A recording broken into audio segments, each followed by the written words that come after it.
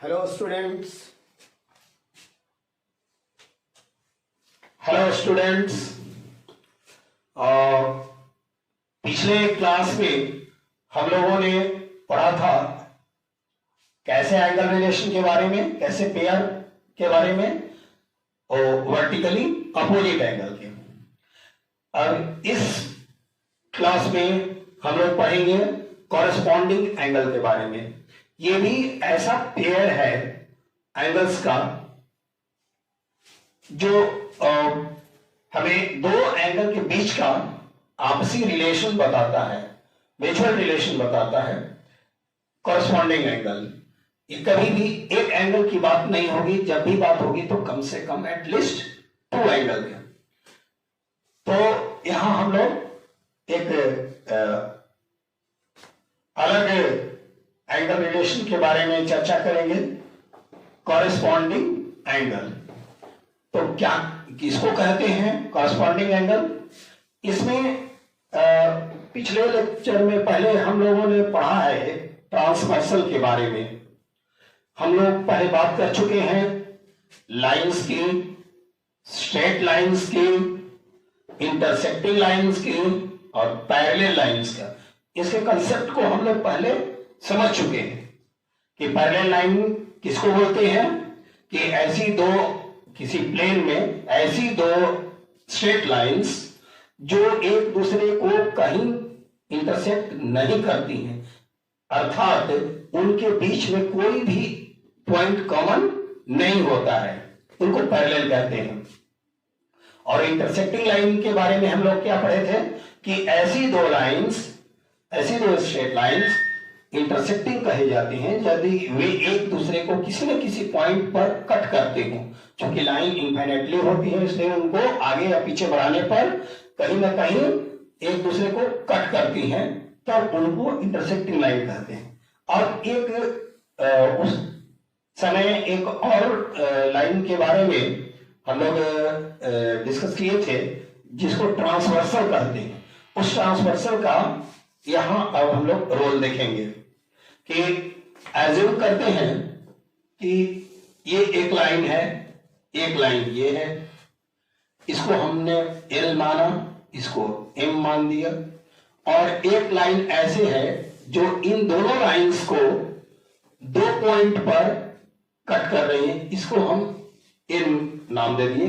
L एक ऐसी line है जो कि पहले से L और M को दोनों को दो पॉइंट पर, यानी A और B दो पॉइंट पर इंटरसेक्ट कर रही है, कट कर रही है। N जो लाइन है वो L और M दोनों को A और B अलग अलग दो बिंदुओं पर इंटरसेक्ट कर रही है, कट कर रही है। तो इस तरह से N को हम क्या कहेंगे? ट्रांसवर्सल। ट्रांसवर्सल किसको बोलते हैं कि ऐसी कोई लाइन जो कि प्लेन में दिए गए दो स्ट्रेट लाइंस को दो डिफरेंट पॉइंट पर कट करती हो, उसको ट्रांसवर्सल कहते हैं। तो अगर इस तरह का कोई सिचुएशन बनता हो तो इस तरह से कोण कितने बनते हैं? देखिए, एक यहां ऐसे कोण बना, एक कोण ये बन रहा है, एक कोण ये बन रहा है, एक कोण ये बन रहा है, उसी तरह कोण ये बन रहा है, ये बन रहा है, ये बन रहा है और ये बन रहा है। 8 कोण बन रहे हैं। यहां पर कितने एंगल्स का फॉर्मेशन हो रहा है? 8 एंगल्स का। हम इसका अपने सुविधा के लिए नाम रख देते हैं 1, 2, 3, 4, 5, 6, 7 और 8। इस तरह से 8 एंगल्स का फॉर्मेशन होता है। तो इन 8 एंगल्स में एंगल 2 और एंगल 6 ये दोनों कॉरेस्पॉन्डिंग एंगल कहलाएंगे। 1 और 5 कॉरेस्पॉन्डिंग एंगल कहलाएंगे, 4 और 8 कॉरेस्पॉन्डिंग एंगल कहलाएंगे, 3 और 7 ये कॉरेस्पॉन्डिंग एंगल का पेयर कहलाएगा। ये समझना है कि आखिर कॉरेस्पॉन्डिंग एंगल कहते किसको हैं। तो इसको, इसका स्टेटमेंट हम लोग डेफिनेशन लिख लेते हैं कि if a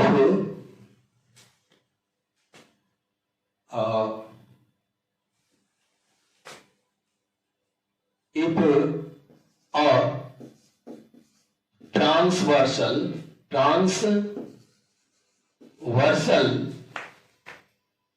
in, मान लेते हैं इसका नाम दे रहे हैं हम, चूंकि यहां पर फिगर में हमने इन बनाया है, transversal in cuts the two straight lines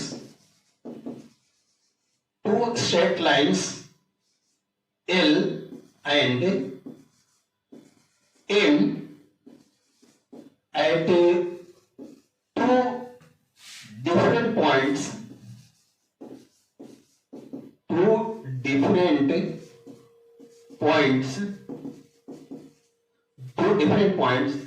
A and B, A और B पर दो जगह कट करता है, then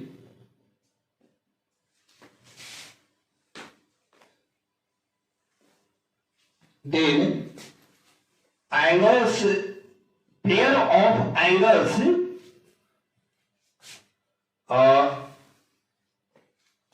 then angle 1 and angle 1 or angle 5 and angle 1 and angle 5, angle 2 and angle 2 and angle 6, angle 3 and angle 3 का angle 7, angle 7, angle 4 and angle 8, ये जितने भी जो पेयर बन रहे हैं, then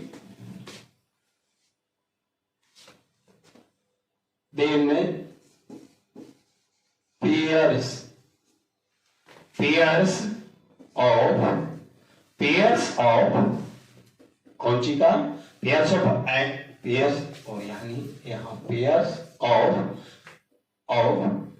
angle 1 and 5, 1 और 5 का जो जोड़ा है, 1 और 5 का जोड़ा है, ये आपस में क्या कहलाएंगे?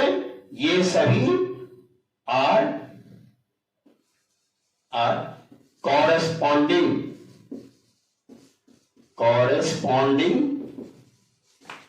angles, ये क्या कहलाएंगे?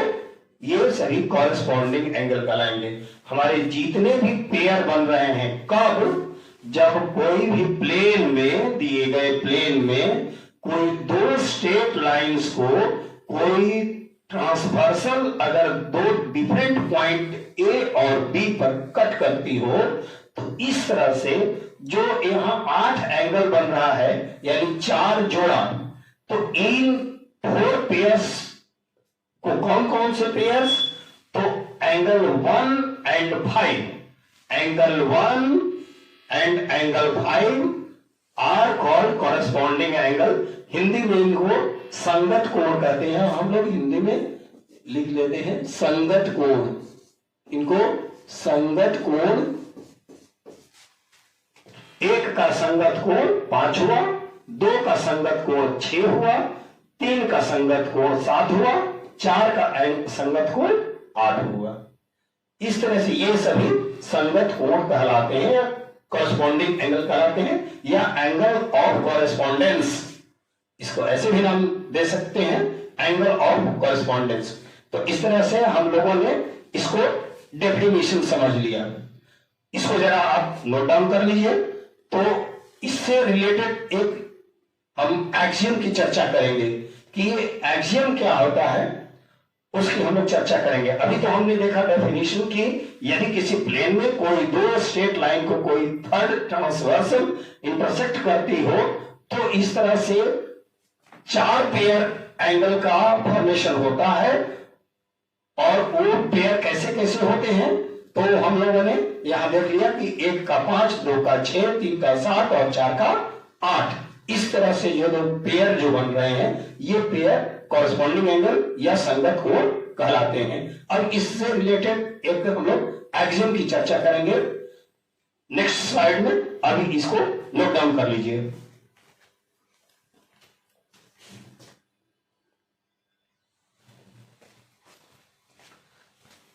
हाँ तो बच्चों, पिछले स्लाइड में हम लोगों ने देखा था डेफिनेशन के बारे में, परिभाषा के बारे में कि संगत कोण की क्या परिभाषा होती है, संगत कोण कहां बनते हैं, कब बनते हैं।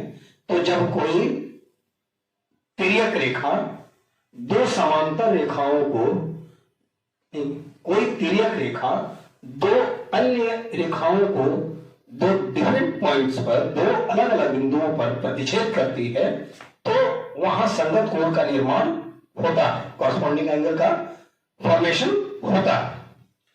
अब यहां एक्सियम की बात करेंगे कि ये एक एक्सियम है जिसको एक्सियम ऑफ कॉरेस्पॉन्डेंस कह सकते हैं। ये एक्सियम है,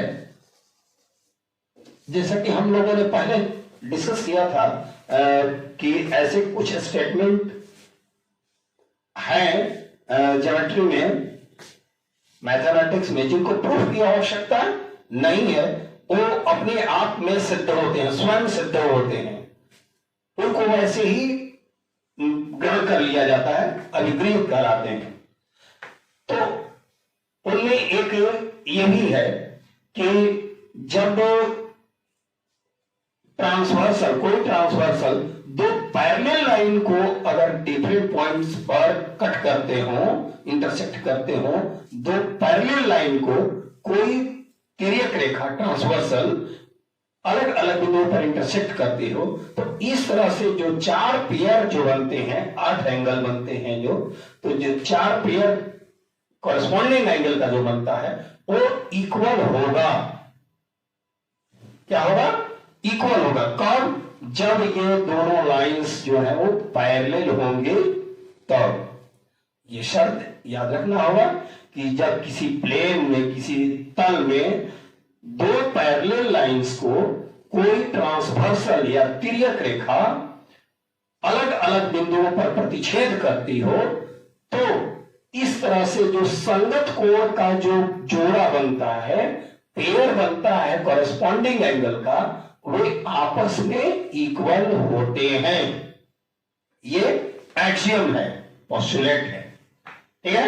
इनको प्रूफ करने की आवश्यकता नहीं है, केवल इसको हम फिगर में समझ लेते हैं कि कैसे। हम लोग डेफिनेशन में पीछे देख चुके हैं कि क्या उसमें बताए थे कि यहां हम क्या देख रहे हैं कि let L and M are two parallel lines which are intersected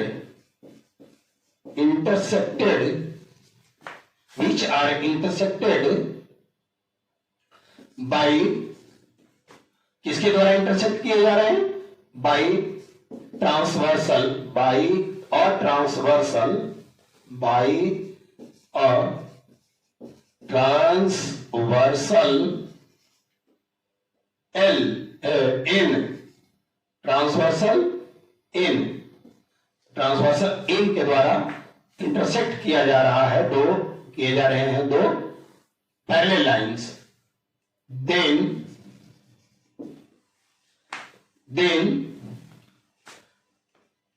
angle 1, यहां जो 1 एंगल 1 का कॉरेस्पॉन्डिंग कौन होगा? एंगल 5 लिखेंगे। then angle 1 is equal to corresponding angle 5। 1 क्या होगा, किसके बराबर होगा, corresponding angle 5 के। एंगल 2 क्या होगा, 2 is equal to corresponding angle, brief में शॉर्टकट में लिख रहे हैं ऐसे, 2 जो होगा बराबर होगा 6 के, angle 6। Angle 3 is equal to corresponding angle 7। 3 जो होगा वो 7 के बराबर होगा। Angle 4 is equal to corresponding angle 8। ये एक्सियम कहता है। मुझे लगता है कि आपको अच्छे से ये समझ में आ गया होगा। इसको हम लोग इसका प्रूफ नहीं पढ़ेंगे, इसलिए कि इसको प्रूफ की आवश्यकता है ही नहीं। ये बाय स्ट्रक्चर ये अपने आप में बिल्कुल सत्य है, बिल्कुल सही है कि जब दो लाइन पैरेलल रहेंगे, यहां कंडीशन याद रखना होगा कि कब ऐसा होता है कि संगत कोण बराबर होंगे, जब एल और एम जो भी दो लाइन की बात कर रहे हैं वो पैरेलल होंगे, जिसको कि कोई ट्रांसवर्सल कट कर रहा होगा, इंटरसेक्ट कर रहा होगा। तो इस तरह से जब ये दोनों लाइन पैरेलल होंगी तो कॉरेस्पॉन्डिंग एंगल का जो पेयर बनेगा वो इक्वल होगा।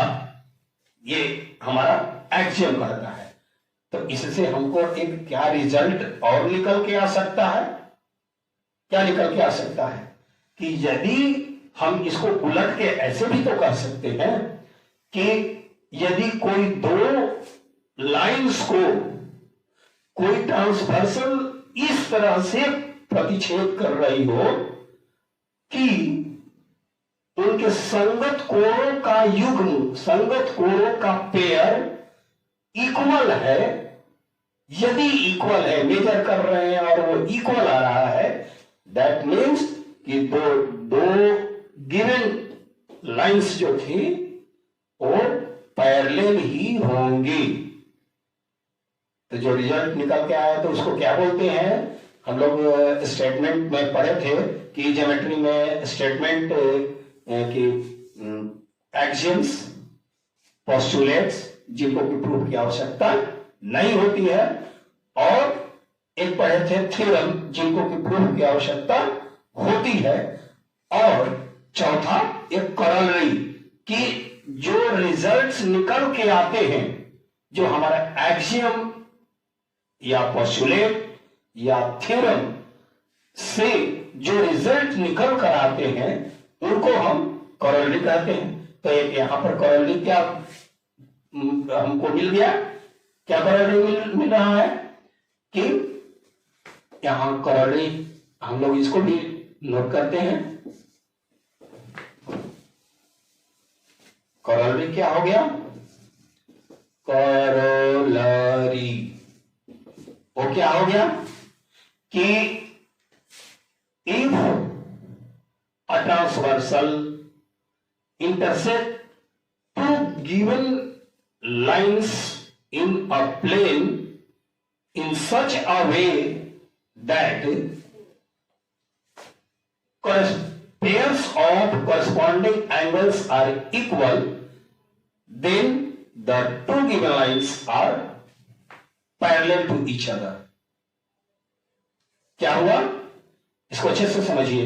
हिंदी में बोलता हूं कि यदि कोई तिर्यक छेदी रेखा, कोई तिर्यक छेदी रेखा तल में दिए गए दो लाइंस को दो बिंदुओं पर इस तरह से प्रतिच्छेद करती हो कि उनके संगत कोणों के युग्म यानी संगत कोणों का पेयर आपस में बराबर हो, तो जो दो रेखाएं जिनको कि ये ट्रांसवर्सल कट कर रही है, ये दो रेखाएं भी आपस में पैरेलल होंगी। ये रिजल्ट निकल कर आया। तो मुझे लगता है कि ये स्पष्ट बात हो गई होगी। आपको, और इसको भी प्रूफ की आवश्यकता नहीं है।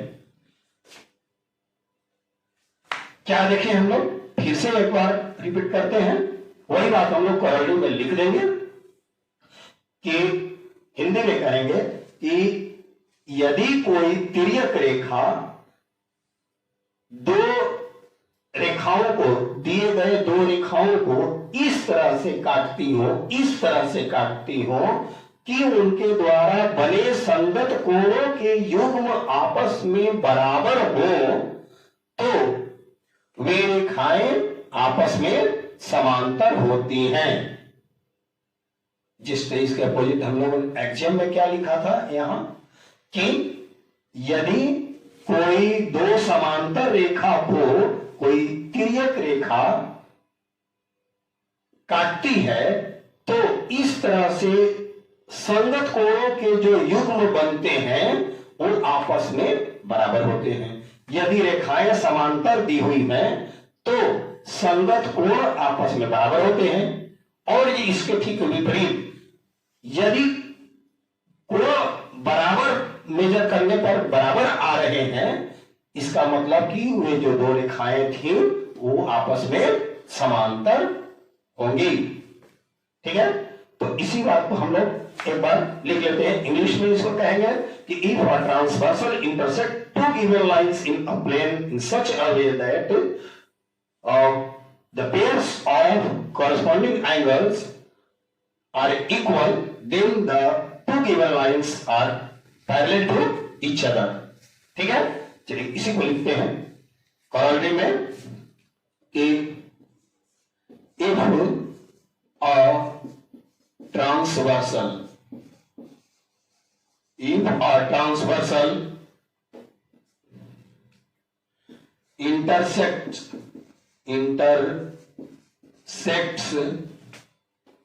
the two given lines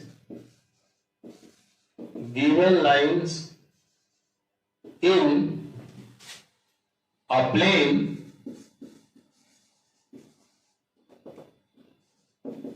in such a way that pairs of, हमेशा पेयर्स कहना होगा क्योंकि ये जो संगत कोण जो बनते हैं, कॉरेस्पॉन्डिंग एंगल जो होते हैं, हमेशा ही पेयर की बात होती है, किसी एक एंगल की बात नहीं होती है। कि each in such a way that pairs of corresponding angles are equal,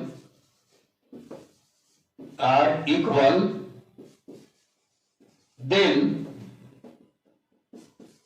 the two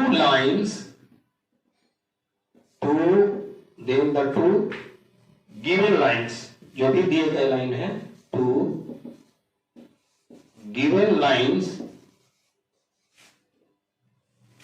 तिरछा जा रहे हैं, two given lines are parallel, ये इस पर ध्यान देना होगा, parallel to each other,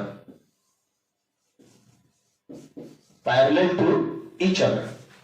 हम लोगों ने क्या यहां देखा, इसके ठीक ऑपोजिट है जो हम लोग कॉरेस्पॉन्डिंग एक्सियम देखा पढ़े थे कि if a transversal intersects the two parallel lines,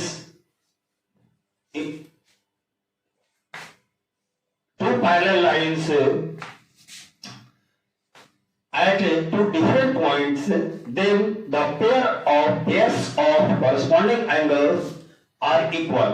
हम लोग ये पढ़ चुके थे पहले कि जब कोई दो समांतर रेखाओं को कोई तिर्यक रेखा दो अलग अलग बिंदुओं पर प्रतिच्छेद करती है तो इसके द्वारा बने संगत कोण आपस में बराबर होते हैं।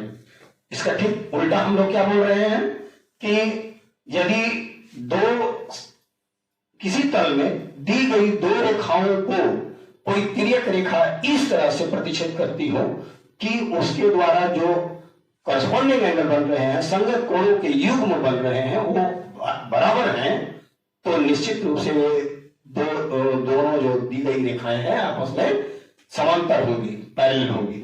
ठीक है, तो ये बात आप लोग समझ गए होंगे कि यहां पर हम लोग इसको शर्त में क्या लिखेंगे कि यदि ये सभी एंगल्स बराबर हैं, यहां जगह नहीं है, कम जगह है, तो इसको ऐसे लिख दे रहे हैं कि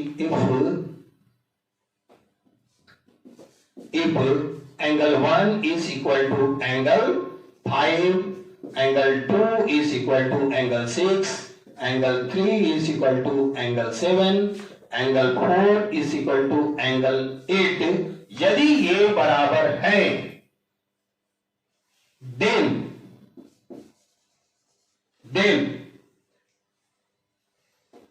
L पैरेलल M, तो क्या होगा? L पैरेलल M होगा। समझिए कि इस तरह से दो रेखाओं को कोई तिर्यक रेखा काटती हो कि उनके एक बराबर कोण 5 हो, 2 बराबर 6 हो, 3 बराबर 7 हो, 4 बराबर 8 हो, तो निश्चित रूप से जो L और M लाइंस दिए हुए हैं वो आपस में पैरेलल होंगे। मुझे उम्मीद है आप लोगों को अच्छे से ये समझ में आ गया होगा। तो इस लेक्चर में बस इतना ही। अगले सेशन में हम लोग देखेंगे कि अल्टरनेट एंगल के बारे में, कि अल्टरनेट एंगल किसको कहते हैं और उसमें क्या थ्योरम अराइज हो रहा है। तो इसको नोट डाउन कर लीजिए। तब तक के लिए धन्यवाद।